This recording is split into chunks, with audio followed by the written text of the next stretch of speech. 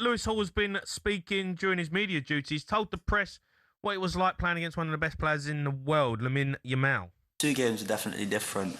The first game was obviously a game that I was very pleased with myself and the way that I performed. And then I'd say the same in the second leg. For the first half, I was reasonably happy with that as well. But these are the things with these players, the best players in the world.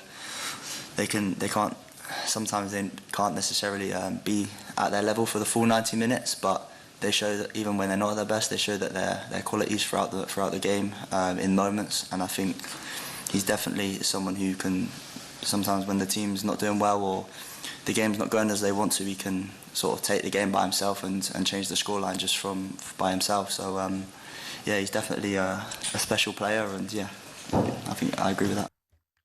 Yeah, look, Lewis Hall there speaking.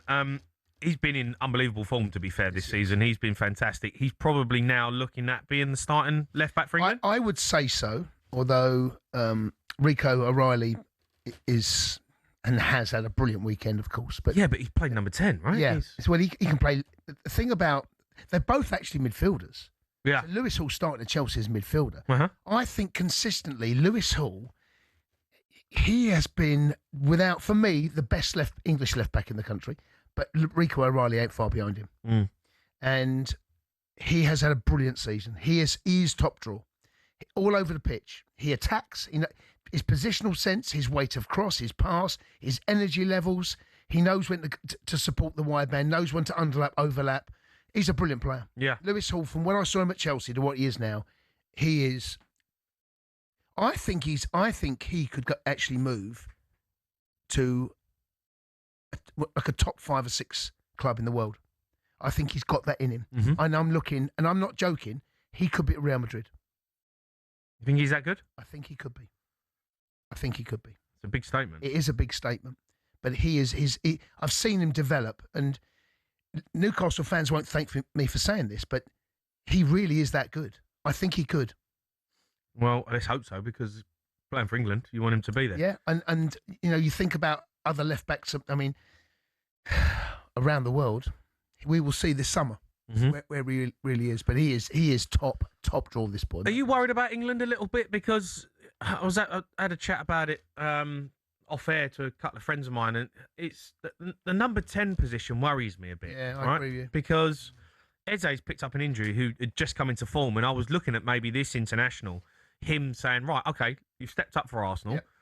And he's got injured, right? He's out for 4-6 weeks. Yes. Cole Palmer, not performing. Yeah. Morgan Gibbs-White, no. He's at Nottingham Forest. He's struggling. Morgan Rogers hasn't really performed recently. Jude Bellingham hasn't done nothing really this season, been injured. And who's the other one? Foden. Yeah. Not performed, not been great.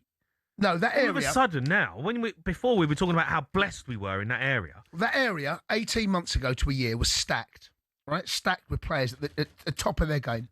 And I have to be honest with you, I agree with you, it's dried up in there. An area where we thought, who's he going to play? Because there's so much quality in there. Now there's no standout characters. I think Bellingham probably gets the nod. Probably, not guaranteed. Yeah. Morgan Rogers... Huge fan of him. He's another one that he's been brilliant. Yeah, and there has been a dip. It's about what you do when you're at the tournament, and you don't want to peak too soon as a side. This is Tuchel's job. We'll see what they do. I'm worried, mate, that we've run out of steam. Declan Rice dead on his feet. Right, he's dead on his feet. He's done unbelievable this season for Arsenal. He looks dead on his feet. Yeah, and he's gonna have to continue doing what he's doing, right, to get Arsenal over the line. Saka, dead on his feet. Do you know what with Saka? Let me ask you this. I've kind of floated this before. Has Arteta taken something out of Saka's game? The way he sets them up? Yes, he has. Yeah. Saka.